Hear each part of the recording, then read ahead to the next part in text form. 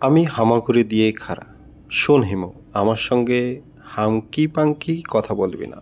তোর হাঙ্কি পাঙ্কি কথা আমি বছরের পর বছর শুনেছি।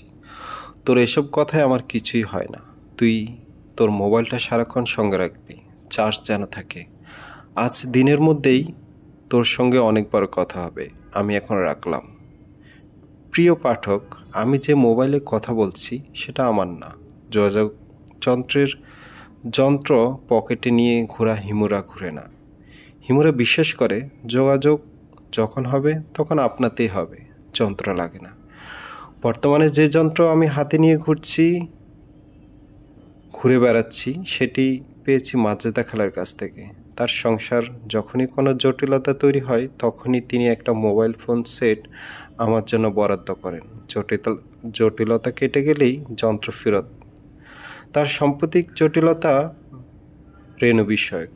জটিলতা চলাকালীন সময়ের জন্য তিনি আমার সঙ্গে যোগাযোগের যন্ত্র বরাদ্দ করেছেন এবং লক্ষ্মীর ছেলের মতো যন্ত্র হাতে নিয়ে ঘুরে বেড়াচ্ছি। যখন তখন এই যন্ত্র বেজে ওঠে। কত কায়দার টোনই না আছে। আমারটা বিড়ালের ডাকে মিউ মিউ শব্দ হয়। এই শব্দে আমি এখনও অভ্যস্ত হইনি। রিংটোং বেজে উঠলেই আশেপাশে বিড়াল খুঁজি। মিউ মিউ মিয়াও। হ্যালো মাজেদা খালা, তুই কোথায়? একটু আগে যেখানে ছিলাম সেখানে আছি। একটু আগে তুই কোথায় ছিলি? আমার মেসে, বিছানায় আতশোয়া অবস্থায় আছি, চায়ের জন্য অপেক্ষা করছি। বিসমিল্লাহ হোটেল থেকে কোকের বোতলে করে চা নিয়ে আসে।